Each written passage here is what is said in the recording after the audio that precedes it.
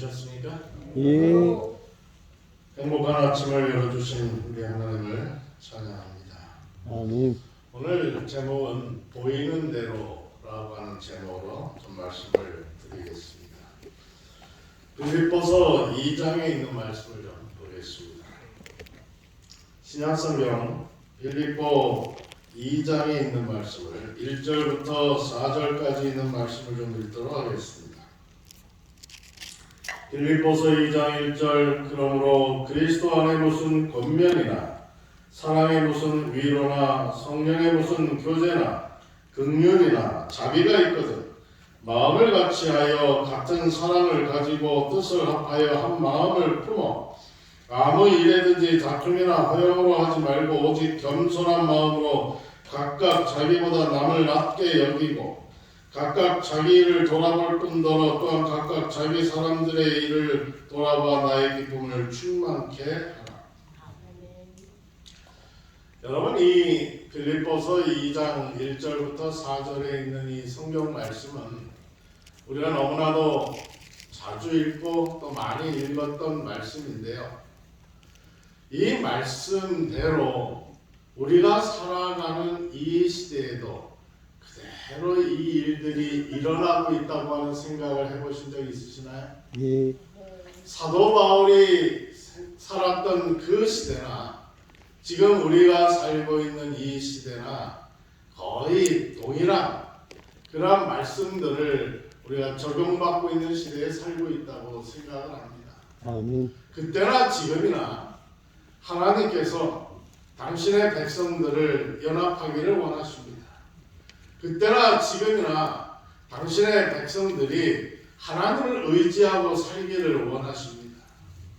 여기 보면 빌립보 교회의 성도들이 얼마나 싸움박질을 했으면 빌립보 교회 성도들이 얼마나 고통 가운데 있었으면 사도 바울이 이 빌립보 2장 1절에서 4절까지 이러한 내용을 썼을까 한번 상상을 해보게 되는 것입니다. 여기 2절에 마음을 같이하여 같은 사랑을 가지고 마음이 얼마나 연합하지 않았으면 이렇게 썼을까?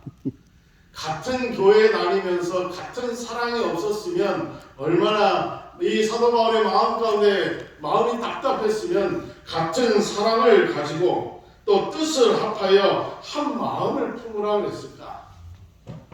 여러분, 같은 병실에 살고 있고 같은 병원에 있고 같은 공간에 우리가 있으면서도 그 사람의 마음을 헤아리지 못하고 그 사람을 이해하지 못하고 그 사람의 환경들을 갖다가 잘 우리가 배려하지 못하는 그러한 마음들이 이 빌립보 교회 성도들에게도 그대로 있었다라고 하는 사실입니다.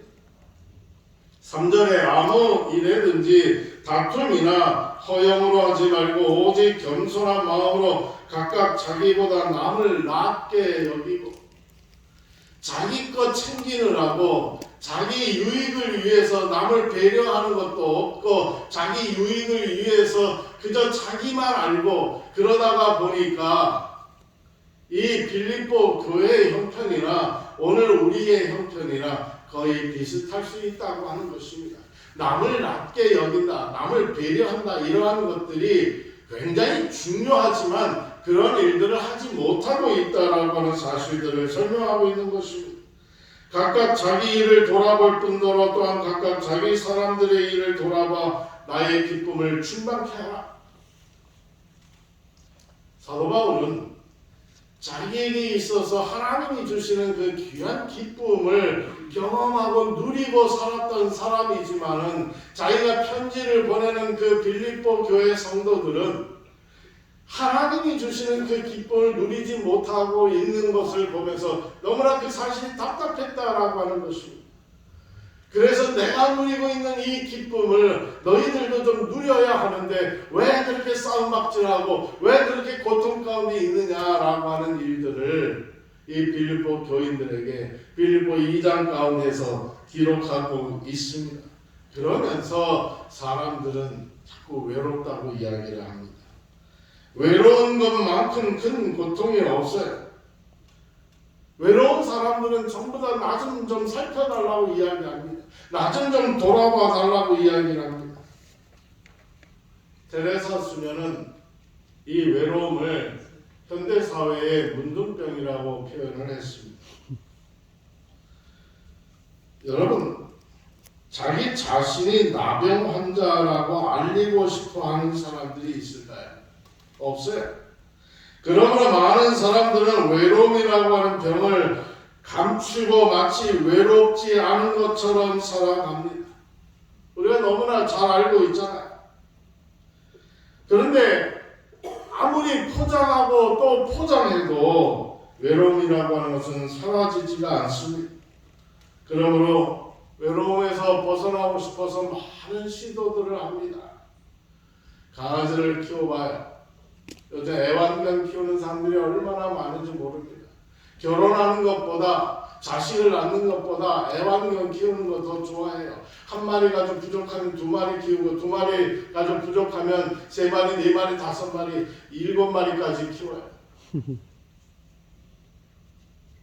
그리고 그것도 부족해서 또 고양이를 키워봐요.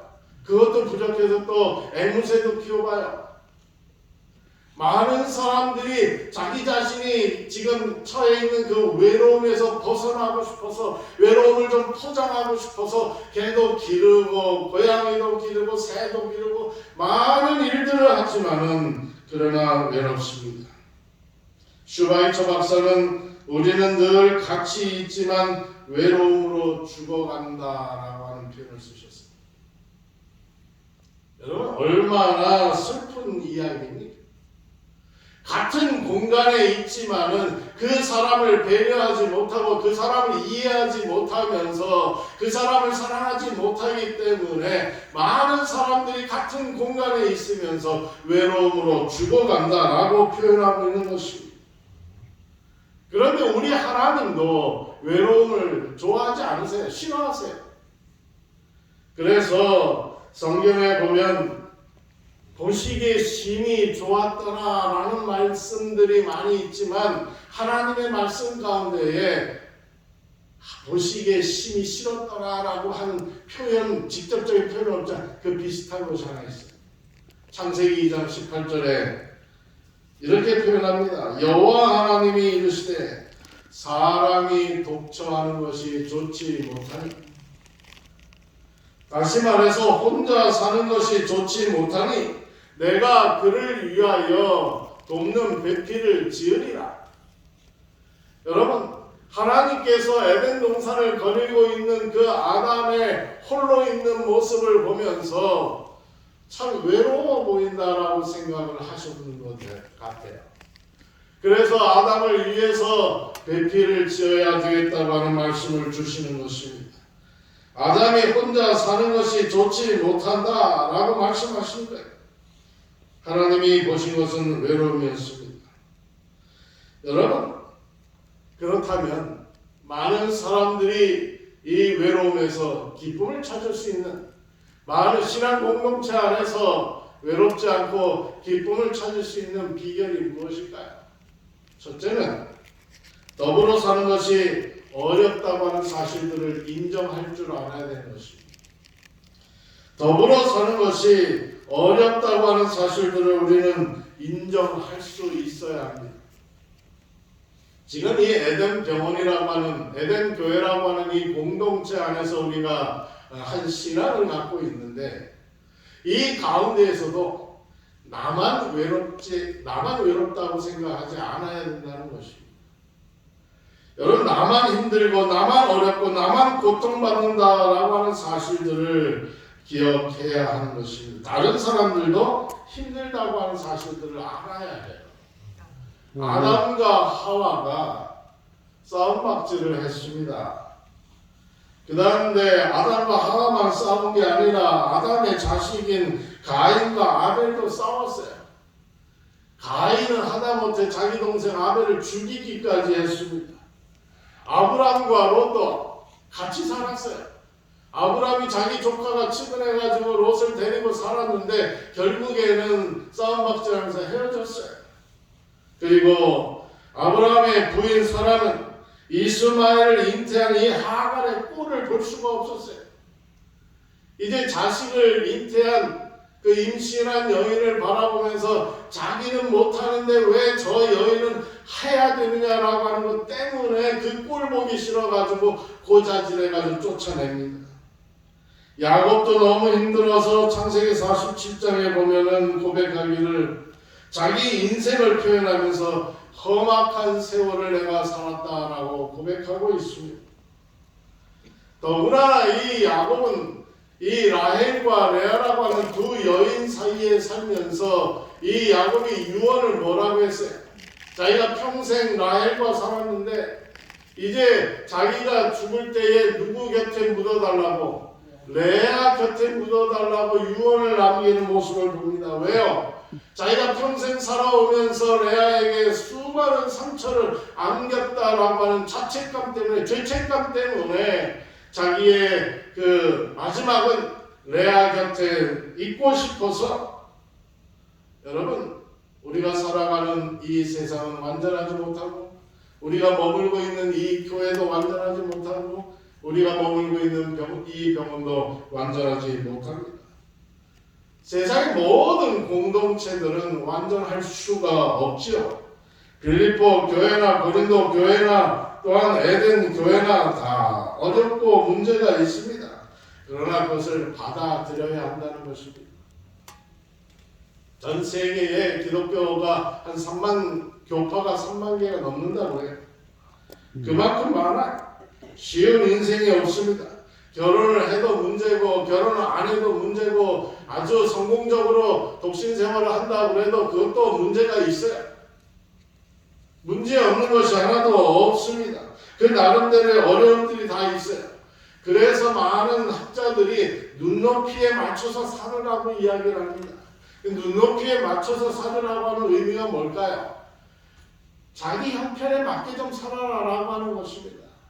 좀 낮춰보고 살아라라고 하는 것입니다. 강한 자가 약한 자를 좀 돌봐줘야 되고, 잘 아는 자가 잘 모르는 사람들 갖다가 좀 살펴줘야 되고, 또 가지고 있는 사람들이 연약하고 가지지 못한 사람들을 좀 보살펴주는 그러한 삶을 살아야 공동체가 행복하고 평안하고 기쁨이 있다라고 하는 사실들을 이야기하고 있습니다. 그러나 그것을 알면서도 그렇게 하지를 못해요. 그것을 지금 사도 바울은 빌립보 2장 1절에서 4절까지 그 빌립보 교우들을 향해서 이야기하고 있는 것입니다. 오늘 우리가 때를 지어서 당을 짓는 것은 바로 내 생각 중심으로, 내 중심으로 살아가기 때문에 그렇습니다. 시편 103편 13절에 보면 아비가 자식을 불쌍히 여긴 같이 하나님께서 자기를 경외하는 자를 불쌍히 여기시다라고 이야기했습니다. 하나님께서 당신의 백성들을 긍휼히 여기셨으면 우리도 누구를, 우리보다 연약한 자를 긍휼히 여길 수 있는 그런 마음의 여유가 좀 있어야 된다라고 하는 것을 설명하고 있는 것입니다. 서로를 세울 수 있는, 서로를 배려할 수 있는 마음들이 있어야 된다고 하는 것을 설명하고 있는 것입니다. 안전뱅이하고 장님이 함께 국어를 하고 있었습니다. 근데 눈이 보이는 안전뱅이가 이 들어오는 그 음식들 가운데에서 맛있는 건 다 지가 먹고 맛없는 거는 다 장님을 줬어요. 그래서 시간이 지나면서 안전뱅이는 잘 먹다 보니까 자꾸 몸이 비대해지고 장님은 자꾸 이게 골골해지고 그래서 영양실조까지 상태가 가는 것입니다. 그런데 국어를 마치고 돌아갈 때에는 이 눈이 보이는 이 안전뱅이가 길을 안내하기 때문에 이 장님이 이 안전뱅이를 업고 가는 거예요. 그런데 안전뱅이가 너무나 드립드립 이 몸이 찌다 보니까 이제 이 영양실조 걸린 장님이 업을 수가 없는 겁니다. 결국에는 둘 다 망하는 거죠. 여러분, 서로를 세울 수 있어야 하고 서로를 돌아볼 줄 알아야 합니다. 서로를 배려할 수 있어야 합니다. 그래서 나와 함께 한 공동체 안에, 한 울타리 안에 있는 사람들에 대해서 그 사람들의 형편을 살피고 도울 수 있는 그러한 배려 있는 마음들이 오늘 우리들에게 필요하다고 하는 것입니다. 자, 사람들은 자기 중심적이 되면 남과 다투기가 쉽습니다. 교회 안에도 하나님의 영광보다는 내 영광을 차지하려고 내 이름을 드러내려고 하는 사람들이 많아요. 그러면 그런 것들은 대단히 어려워진다라고 하는 사실입니다. 물건이라고 하는 것은 하나 더하기 하나가 되면 둘이지만 사람은요 하나 더하기 하나가 되면 우리가 된다라고 하는 사실이에요.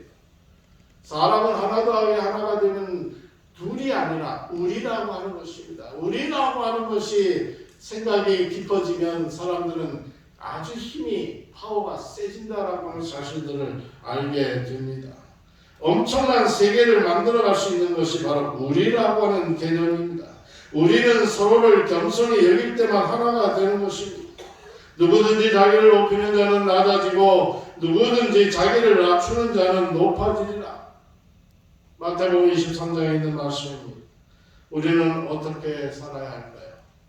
더불어 살아간다라고 하는 것이 어렵다고 하는 것을 인정하고 받아들이고 때로는 아픔도 경험하면서 때로는 기쁨도 경험하면서 건강한 공동체를 만들어 가야 나도 살고 상대방도 살 수 있는 것입니다. 두 번째로 인간은 누구든지 조금씩 부족한 부분을 인정할 수 있어야 한다는 것입니다. 대부분 사람들은 나는 완벽한데 다른 사람들이 좀 이상하다고 생각하며 살아가요. 착각이에요. 잘못된 환상이라고 하는 것입니다. 나는 문제가 없는데 상대방이 항상 문제가 있다고 생각을 합니다. 그런데 건강한 공동체를 이루어가기 위해서는 항상 솔직할 필요가 있습니다. 진실하게 인정할 것은 인정할 수 있어야 한다는 것입니다. 제가 미국에서 목회를 할 때에 제가 교회 렌트를 하고 있었는데 그래서 저희 교회를 만들기 위해서 저희가 이 건축 헌금을 모아서 한 150만 불, 우리 한국 돈으로 한 16억 정도를 모았어요. 제 전임자부터 해서 다 모아가지고 그래서 이 150만 불을 갖다가 교회가 만들고 그것을 갖다가 교회를 구입하기 위해서 아주 여러모로 애쓰고 있었습니다. 근데 제가 교회를 구입하러 이 한국의 부동산업자들, 미국의 리얼터들을 갖다가 만날 때마다 제가 들었던 이 표현이 하나 있는데 영어 표현이 하나 있는데 as it이라고 하는 표현, 혹은 as it is라고 하는 표현입니다. 그것을 번역하면 보이는 대로라고 하는 뜻입니다. 쉽게 말씀드리면 이 as it is라고 하는 이 표현은 그냥 좀 부실한 것들이에요. 그래서 이것은 이 비정상적인 것, 소위 말해서 하자 있는 상품을 표현할 때 as it 혹은 as it is라고 하는 말을 사용을 합니다. 환불도 안 되고 그것을 만약에 샀으면 환불도 안 되고 반품도 안 되고 교환도 안 되는 것입니다. 쉽게 얘기해서 이 부동산 업자들도 당신 이 건물을 보고 뭐 고쳐달라고 하는 얘기도 하지 말고 뭐가 이상하다고 하는 얘기도 하지 말고 그냥 보이는 대로 보고 사고 싶으면 사고 말고 싶으면 말으라는 것입니다. 그게 as it is라고 하는 단어예요. 보이는 대로. 그래서 이러한 이것을 보고 대부분 그러한 물건들은 좀 싸게 나와요.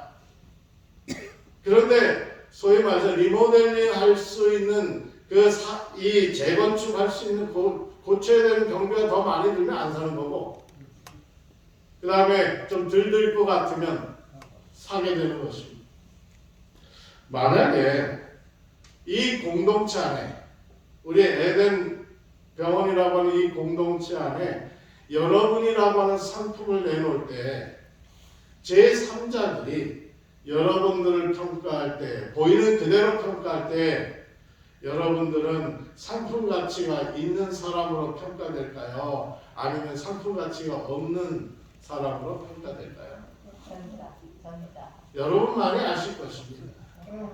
가장 중요한 것은 내 상품의 가치를 최대한 아름답고 좋게 보이기 위해서는 있는 그대로 보인다 할지라도 가장 좋게 하기 위해서는 우리는 서로 배려할 수 있고 또한 연합하고 무엇인가 사랑을 나눌 수 있는 사람들이 되어야 한다는 말입니다. 아멘. 사람은 두 종류가 있다고 해요.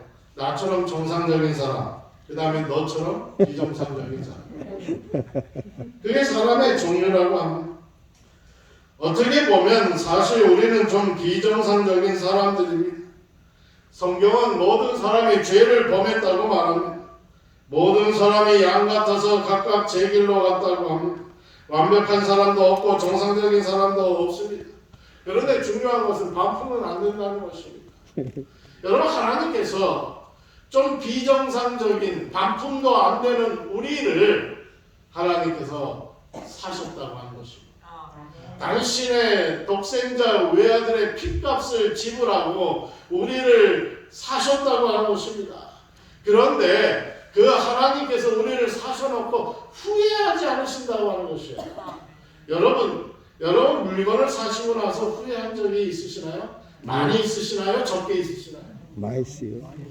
하나님은 우리 불편한 as it is 보이는 대로 우리를 사셔놓고 전혀 후회하지 않으신다고 하는 것입니다.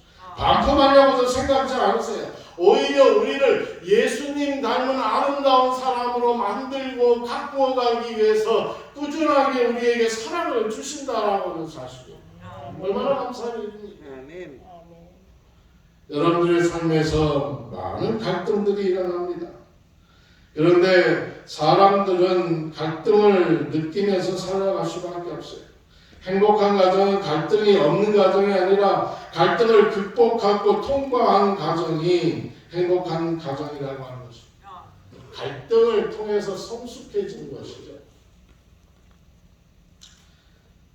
하나님께서 우리에게 고통을 주시는 이유도 그러한 이유가 아닐까 생각을 합니다.